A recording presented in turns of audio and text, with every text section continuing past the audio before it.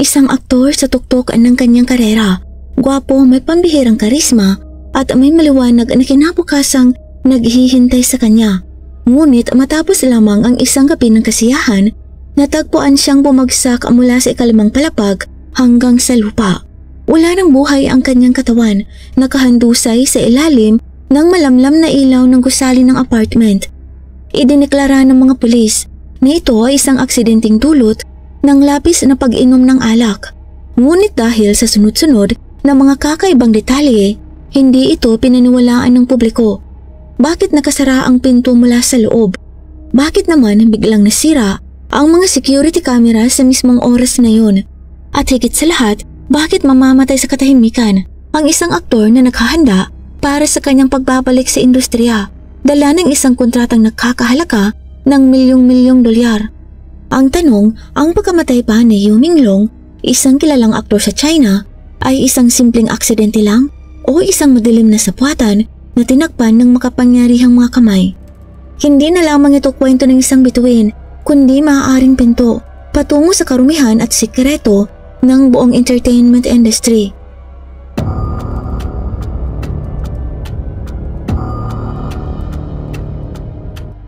Ipinanganak si Yu Minglong noong June 15, 1988 sa Urumqi, Xinjiang Autonomous Region, China. Mula pagkabata, ipinakita na niya ang pambihirang talento sa sining. Natutong tumugtog ng piano at cello habang pinalalalim ang kanyang hilig sa pag-arte at pagtatanghal. Sa buong paglalakbay niya, ang kanyang pamilya ang nagsilbing matatag na sandigan. Buong pusong sumuporta at humikayat sa kanya na abutin ang kanyang mga pangarap. Ang suporta nilang ito ang naging matibay na pundasyon na nagdala sa kanya sa kumikislap ngunit mapanganib na mundo ng showbiz. Pagtungtong niya sa hustong gulang, pinili ni Minglong ang landas ng sining bilang kanyang bukasyon. Nilisan niya ang kanilang probinsya at tumungo sa Beijing, kung saan siya nag-aral sa Beijing Academy of Performing Arts, isang hakbang na opisyal na nagbukas sa kanya ng pinto sa entertainment industry. Ang desisyong ito ang tuluyang nagbago sa takbo ng kanyang buhay at ang nagdala sa kanya sa mundong puno ng liwanag ng entablado, ngunit anino rin ng mga lihim at tukso.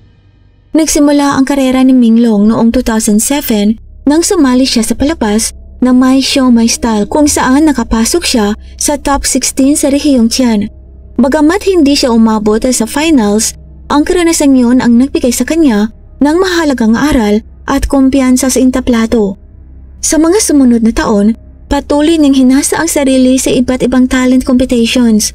Noong 2013, sumali siya sa Superboy ng Hunan TV, kung saan siya ay naging kampiyon sa Beijing region at nakapasok sa top 10 ng buong bansa. Dahil sa tagumpay na yon, nakapirma siya sa Tano Media na siyang naging tulay para tuluyan ng pasukin ng showbiz bilang profesional na artista. Ngunit hindi pa doon natapos ang kanyang pag-angat. Dahil noong 2015, sumabog ang kanyang kasikatan matapos gumanap sa web drama ng Go Francisco. Ang kanyang marikit na itsura sa costume, ang disente at banayad niyang pag-arte at ang emosyonal na lalim ng kanyang karakter ay agad na nagpatibok sa puso ng mga manonood. Ang papel na yon ang nagbigay kay Minglong ng napakalaking fanbase at nag-iwan ng tatak sa isipan ng publiko. Isang karakter na malalim, may lungkot at may kakaibang karisma na para bang sumasalamin sa tunay niyang pagkatao. Lalo pang tumatak si Minglong sa industriya nang gumanap siya sa isang sikat na serye na Eternal Love 10 Miles to Peach Blossoms bilang si Bai Zhen, kapatid ng karakter na si Yang Mei. Ang papel na ito ang tuluyang nag-angat sa kanyang kasikatan sa bagong antas. Pinuri siya ng mga tagahanga at media bilang isa sa pinakagwapong lalaki sa lahat ng anggulo at tinagurian pang ancient costume male god. Ito na ang itinuturing na rurok ng kanyang karera na nagpatatag sa kanyang pangalan bilang isa sa pinakakilalang mukha ng Chinese period dramas. Ngunit hindi lamang sa pag-arte pinatunayan ng Minglong ang kanyang kakayahan. Isa rin siyang multi-talented artist. Naglabas siya ng maraming kanta at sinubukan din ang pagdidirect at pagpuproduce ng mga music video para sa ibang mga awit. Maganda ang pagtanggap ng publiko sa kanyang musika, bagay na lalo pang nagpatunay sa lawak ng kanyang talento at sa walang hanggan niyang pagmamahal sa sining. Ang huling pagkakataon na nakita siya sa publiko ay noong May 31st sa CCTV Dragon Boat Festival Special kung saan kinanta niya ang awiting Thousands of Miles. Sa intabladong yon sa Zhenjiang, makikita siyang puno ng enerhiya, nakangiti, maaliwalas at may kumpiyansang karisma. Walang kahit anong palatandaan na may kakaiba o mabigat siyang dinadala. Kaya naman nang mangyari ang trahedyang sumunod, labis itong ikinagulat ng lahat, ng publiko at ng mga tagahanga. Ngayon, ating balikan ang mga huling oras sa buhay ni Menglong, mga sandaling napapaliputan ng mga misteryo at hindi maipaliwanag na pangyayari. Ayon sa mga ulat, gabi ng September 10, 2025, dumalo si Menglong sa isang maliit na salo-salo sa bahay ng isang kaibigan. May humigit kumulang 5 o 6 na tao roon. Ngunit ayon sa kanyang kapatid, 5 lang talaga ang naroon. 3 lalaki, 1 babae at si Menglong mismo. Ang nakakabahala, maging ang kanyang manager at assistant, ay walang ideya kung sino ang 4 na taong ito. Para sa isang kilalang artista tulad ni Menglong, napakakaiba na wala man lang alam ang kanyang team kung sino ang mga kasama niya noong gabing yun. Mas nakakapagtaka pa, pare-pareho ang pahayag ng 4 na taong dumalo sa party. Ayon sa kanila, nalasing daw ng husto si Menglong at nawalan ng malay. Subalit kabaliktaran ito ng pagkakakilala sa kanya ng mga tao. Isang taong sanay uminom, kalmado at hindi basta-basta nawawalan ng kontrol. Bandang 2:00 ng madaling araw, sinabi raw ni Menglong na aakyat muna siya sa kwarto upang magpahinga. Pagpasok niya, inilaka niya ang pinto mula sa loob. Isang simpleng detalye na kalaunan ay naging napakahalagang bahagi ng kaso. Dahil kung totoo ngang nakasara ang pinto mula sa loob, paano nangyari ang mga sumunod na pangyayari? Bandang 6:00 ng umaga, nang matapos ang pagtitipon, sinabi ng lahat ng kasama ni Menglong na hindi raw nila nakitang lumabas ito ng kwarto. Ngunit nakakakulat, natagpuan ang kanyang katawan sa ibaba ng gusali. Ano ang tunay na nangyari sa loob ng silid na yon sa pagitan ng 2:00 at 6:00 ng umaga? At bakit walang nakarinig o nakapansin ng kahit anong kakaiba? Ang unang nakakita sa katawan ni Menglong ay isang residente ng apartment na naglalakad ng kanyang aso kinaumagahan. Ngunit mas lalong nakapagtataka, sa mismong sandaling yun, isa rin sa 4 na taong dumalo sa party ang biglang lumitaw sa ibaba. Ang nakakagulat ay hindi lang ang kanyang presensya, kundi ang kakaibang reaksyon niya. Sa halip na tumawag agad ng pulis o ambulansya, gaya ng normal na gagawin ng sino mang makakita ng taong sugatan, hinubad niya ang sarili niyang damit at itinakip sa mukha ni Menglong. Ang kakaibang kilos na ito ay nagdulot ng maraming tanong. Dahil sa ganitong sitwasyon ng emerhensiya, ang pinakanatural na reaksyon ay tumawag ng tulong medikal o humingi ng saklolo, hindi ang takpan ng mukha ng biktima. Pagkaraan nito, mga pulis lamang ang dumating sa lugar, walang ambulansya na sumunod. Ang kabuoang takbo ng pangyayari ay tila nagpapakita na mula pa sa simula, may nagpasya ng patay na talaga si Menglong bago pa man kumpirmahin ng mga otoridad. Matapos ang insidente, agad na hiniling ng pamilya ni Menglong na makausap ng personal ang 4 na taong kasama niya noong gabing yun. Ngunit ang sagot ng mga pulis ay malabo at nakakainip. Sinabi nilang alam nila ang mga pangalan, ngunit hindi raw nila maalala ng malinaw. Dagdag pa nila ang 4 na ito ay kilalang mga awit o artista. Hanggang sa kasalukuyan, hindi pa rin isinasa publiko ang tunay na pagkakakilanlan ng mga taong yun. Isang misteryong tila sinadyang itago. Mas lalong nakapagtataka, 12 oras lang matapos masumiti ang ulat, agad isinara ng mga pulis ang kaso at idineklarang hindi ito isang krimen. Sa napakaikling panahon na yun, mabilis nilang tinapos ang investigasyon at sinabing aksidente lamang ang sanhi ng pagkamatay ni Menglong. Labis itong ikinagalit ng publiko at ng mga tagahanga dahil para sa isang kilalang personalidad, nararapat sana ang masusing pagsisiyasat bago maglabas ng anumang opisyal na pahayag. Ngunit sa kasong ito, tila minadali ang lahat na parang may gustong itago. Mas nakakagulat pa, ayon sa kapatid ni Menglong, nabanggit daw ng mga pulis sa kanilang pamilya na may kaukulang civil compensation o bayad danyos. Diretsahan pa nilang sinabi na aksidente lamang ito at dapat resolbahin sa paraang sipil, hindi kriminal. Ibig sabihin, bago pa man makumpleto ang kahit mga pangunahing hakbang sa investigasyon, may desisyon na agad sila kung ano ang nangyari. Ang ganitong kilos ay hindi lamang hindi profesional, kundi tila ginagampanan lang nila ang isang script na dati nang nakasulat. Dahil dito, sumiklab ang malakas na duda mula sa publiko. Mayroon bang makapangyarihang pwersa sa likod ng pagkamatay ni Menglong? Isang aninong tahimik na nagmamaniobra sa buong kaso? Sa masusing pagsusuri ng mga ebidensya sa lugar ng insidente, lumitaw ang maraming kakaibang detalye. Natagpuan si Menglong na nahulog mula sa ikalimang palapag ng apartment, humigit kumulang 49 feet ang taas. Ang lugar ng pinagbagsakan ay nasa likuran ng gusali, isang liblib na bahagi na bihirang daanan ng mga tao.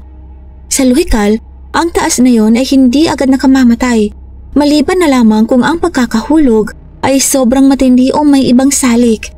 Ngunit sa kaso ni Menglong, patay siya agad sa mismong lugar.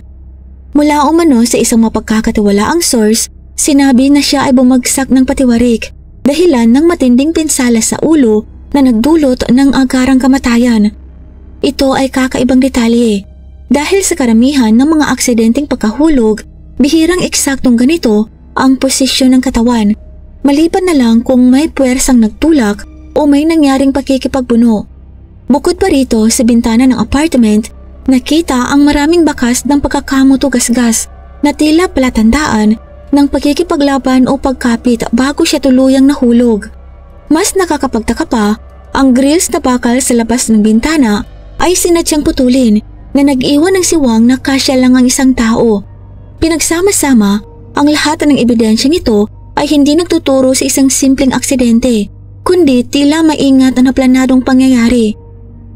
Tungkol sa misteryosong pagkamatay ni Menglong, isang kilalang writer mula sa mainland China na si Lupin ang naglapas ng 14 na punto ng pagdududa na patuloy na gumigising sa tanong ng publiko. Ano nga ba ang tunay na nangyari kay Yu Minglong? Unang punto, bakit ang isang bata, malusog at matagumpay na tao na may patuloy pang umuunlad na karera ay bigla na lamang pipiliing wakasan ng sariling buhay nang walang kahit anong senyales o pahiwatig bago ito mangyari? Pangalawa, bagaman may mga pagtaas at pagbaba sa karera ni Menglong, bago siya pumanaw ay aktibo siyang naghahanda sa kanyang pagbabalik sa showbiz. Kabilang siya sa mga bagong proyekto at may mga nakapirmang kontrata pa para sa mga palabas sa ibang bansa. Ipinapakita nito na wala siyang malinaw na dahilan para piliin ang kamatayan. Punto 3, kung totoong nagpatiwakal si Menglong, bakit sa bahay ng kaibigan nito nangyari? Karaniwan ang mga taong magpapatiwakal ay pumipili ng lugar na may personal na kahulugan, gaya ng sariling tahanan, opisina o paboritong lugar na konektado sa alaala. Ngunit sa kaso ni Menglong, ibang bahay ang pinili niya, isang lugar na hindi niya pag-aari at hindi pamilyar sa kanya. Isa itong hindi makatawirang bagay na lalong nagpalalim sa pagdududa. Pang-apat, kung totoong nais niyang wakasan ng sariling buhay, bakit pumili siya ng gusaling may 5 lang ang palapag? Sa ganitong taas, hindi palaging agad nakamamatay ang pagbagsak, lalo na sa isang malusog na tao. Kung may plano talaga siya, hindi lohikal ang pagpili ng mababang gusali. Isa na namang kakaibang detalye na hindi tugma sa ideya ng pagbawi ng sariling buhay. Punto 5, batay sa impormasyon sa lugar, tumama ang ulo ni Menglong sa lupa na naging sanhi ng agarang kamatayan. Mahalagang detalye ito dahil ang kusang pagtalon at pagkahulog dahil sa pagtulak o paghagis ay magkaiba ang trajectory o direksyon ng pagbagsak. Sa posisyon ng katawan ni Menglong, mas malaki ang posibilidad na siya ay itinulak palabas kaysa kusa siyang tumalon, isang mahalagang ebidensya na hindi maaaring baliwalain. Pang-6, ayon sa mga pulis, nagkataon daw na noong araw ng insidente, nasira ang buong sistema ng CCTV sa lugar. Ang coincidence na ito ang nagpawala sa pinakamahalagang ebidensya, ang mga video na sana'y magpapaliwanag ng lahat. Ngunit tanong ng publiko, may sadyang nanira o nagpatay ba ng mga kamera para itago ang katotohanan? O isa lang ba itong aksidenteng sabay naganap? Hanggang ngayon walang malinaw na sagot. Punto 7, bakit isang araw bago ang umano'y pagkakamatay ay pumirma pa si Menglong ng kontrata para sa isang komersyal na programa. Mayroon pa siyang nakatakdang trabaho kinabukasan matapos ang nasabing party. Kung tunay nga siyang may intensyong magpatiwakal, bakit pa siya nag-ayos ng mga schedule sa hinaharap? Ipinapakita nito na normal at maayos ang takbo ng kanyang buhay at trabaho. Salungat sa imahe ng taong desperado o may planong wakasan ng sarili. Pangwalo, walang anumang palatandaan o pahiwatig na nagpapakita ng suicide intent si Menglong. Ayon sa lahat ng nakakakilala sa kanya, mga kaibigan, katrabaho at kamag-anak, siya ay positibo, masayahin at palaban sa buhay. Wala siyang ipinakitang sinyalis ng depresyon o tendensiyang manakit ng sarili. Pangsyam, bakit may mga bakas ng gasgas at kalmot sa bintana? Kung kusa siyang tumalon, hindi dapat magkakaroon ng ganoong mga marka. Ang mga gasgas na yon ay tila bakas ng taong desperadong kumapit o lumapan, isang indikasyong maaaring pinilit o pinigilan siya bago mahulog. Punto 10, bakit naman ang grill sa bintana ay natuklas ang sinadyang putulin at iniwan ng siwang na kasya lang ang isang tao? Hindi ito mukhang aksidente kundi planadong aksyon, parang bahagi ng isang krimen na pinaghandaan. Ang eksaktong sukat ng siwang ay nagpapakita ng maingat na pagkahanda, dahilan para pagdudahan ng marami na hindi aksidente ang nangyari kundi maaaring resulta ng isang maingat na sabwatan. Pang-11, si Menglong ay kilala bilang malapit na malapit sa kanyang ina. Kung totoong nagpakamatay siya, malamang ay nag-iwan siya ng sulat o mensahe para sa taong pinakamamahal niya. Ngunit wala kahit isang note o pahiwatig na natagpuan. Pang-12, sa mismong lugar ng insidente, 2 relo ng Rolex na pag-aari ng kanyang kaibigan ang natagpuang nakalagay sa bulsa ng pantalon ni Menglong. Isang napakakaibang detalye, sapagkat sa normal na sitwasyon, walang taong basta maglalagay ng mamahaling relo sa bulsa ng iba. Kaya lumitaw ang tanong, ang mga relo ba na yon ay bayad o suhol para sa kung anong bagay o itinanim na piking ebidensya upang ilihis ang investigasyon?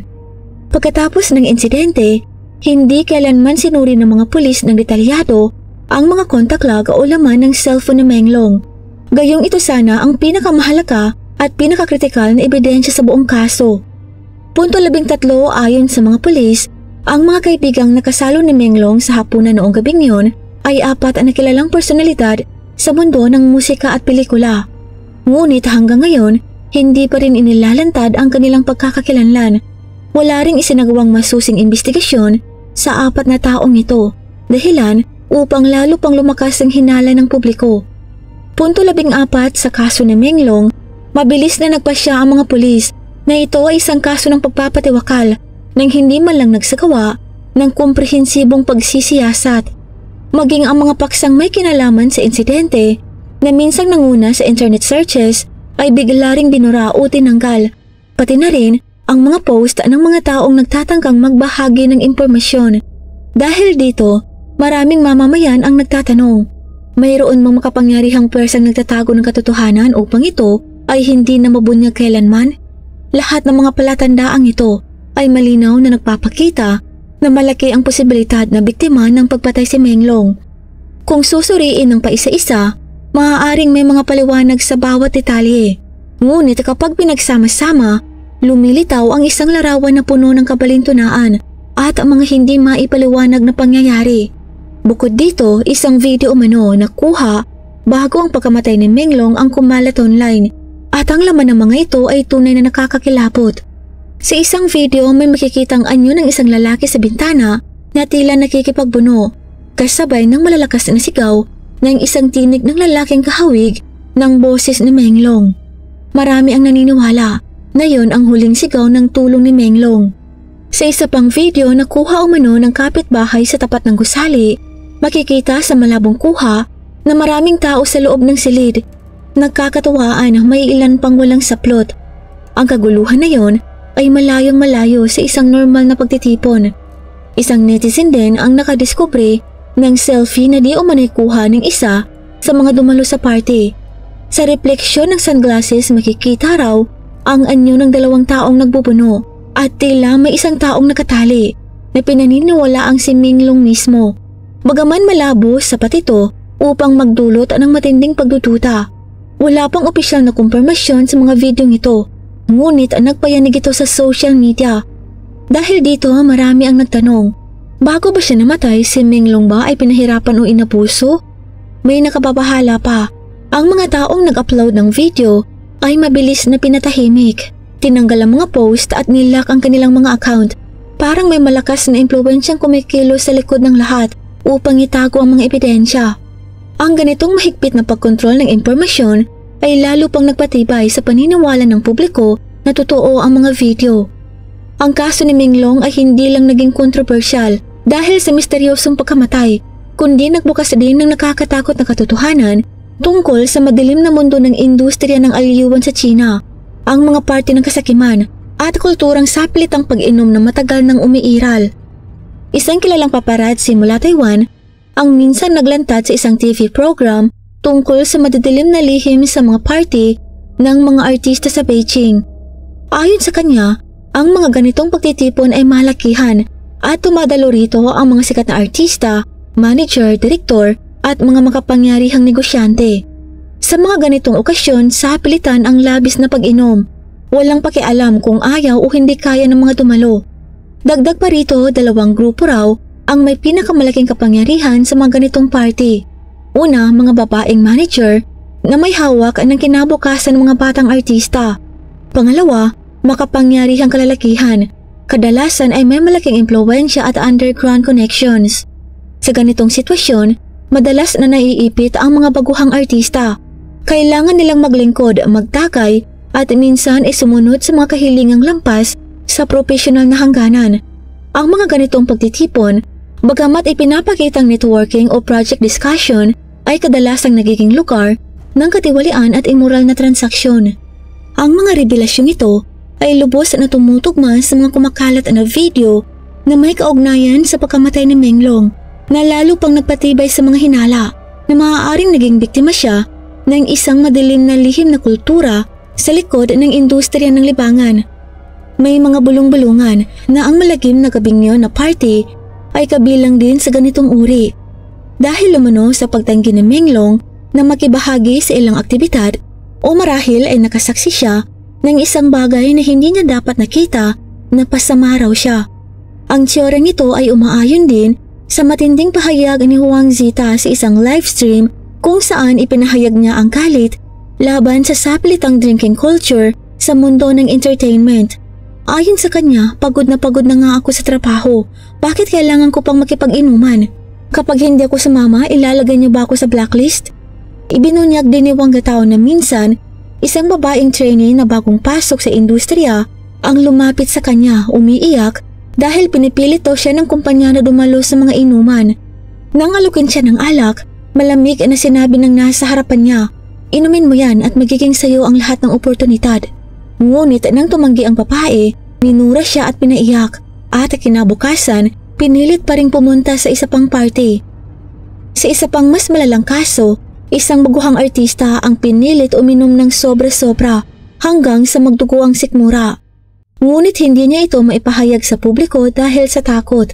Kaya naman lumitaw ang tanong, kailangan bang bayaran ni Menglong ang pinakamataas na halaga ang kanyang buhay dahil sa matatag niyang pagtanggi sa matitilim na patakaran ng industriya? Sa isang nakaraang panayam ay namin mismo ni Menglong na minsan niyang pinagdudahan kung akma pa ba siya sa mundong ito ng showbiz. Pagkatapos sumabog ang balita ng kanyang kamatayan, ang opisyal na pahayag mula sa otoridad ay lalo lamang nagdulot ng kalituhan at pag-aalinlangan. Noong September 11 at 6:40 p.m., naglabas ng anunsyo ang opisyal na account ng Menglong Studio na nagsasabing nahulog umano siya mula sa isang gusali at agad ding idineklarang walang sangkot na kriminal na elemento. Ngunit napakaikli at tila pilit ng pahayag.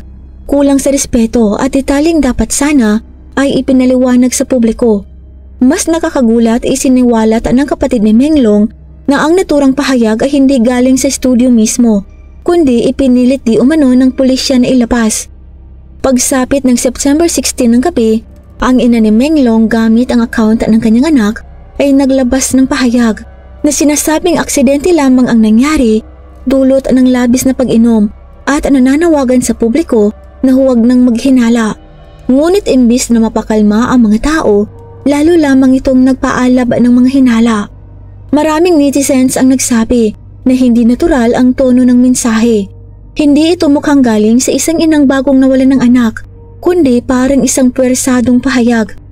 Habang lumalawak ang kontrobersiya, nagsimula ang malawakang censorship sa mga social media platform sa China. Libo-libong post ang tinanggal. Inihayag pa ng Sinapo na nagtanggal sila ng mahigit 10,000 posts at nag-lock ng mahigit 600 accounts sa kadahilan ng nagkakalat daw ito ng peking balita. Ngunit ang ganitong matinding pagsupil sa mga diskusyon ay lalo lamang nagpatibay sa hinala ng publiko na may sinasadyang itago.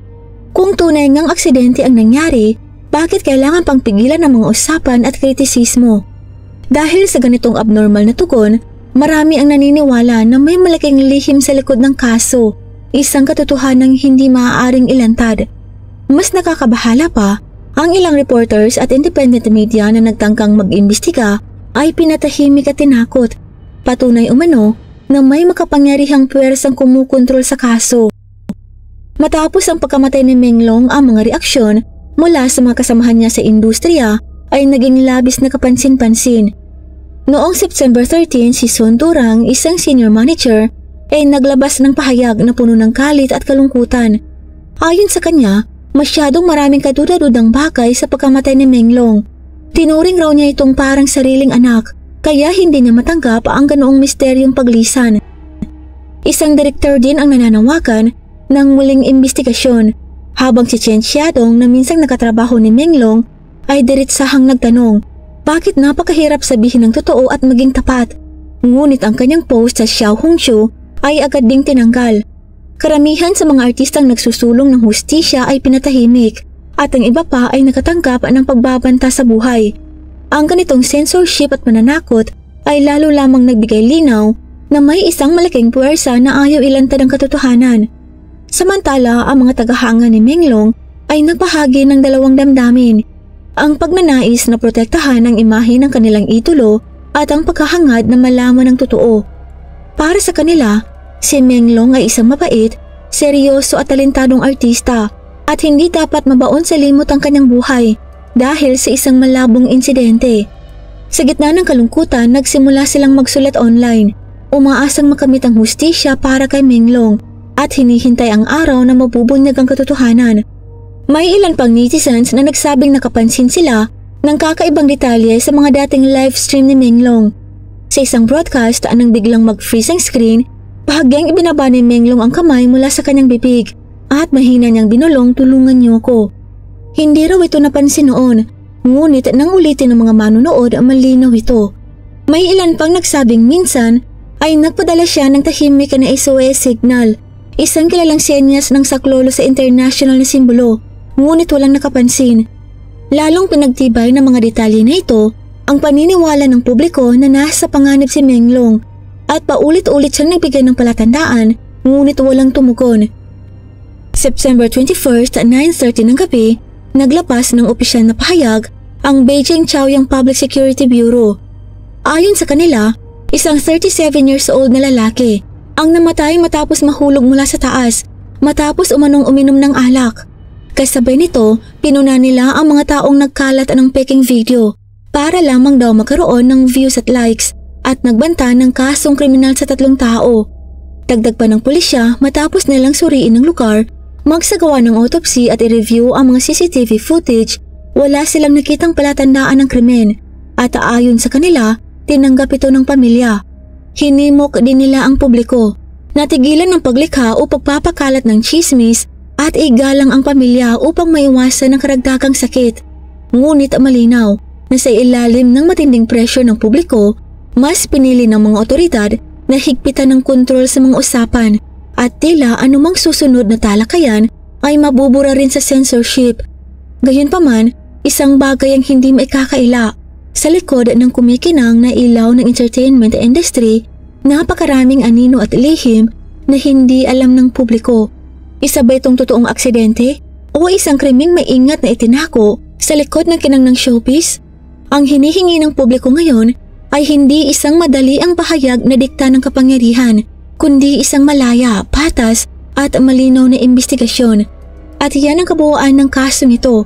Ano po ang masasabi ninyo? Ibahagi niyo po ang inyong opinion sa iba pa.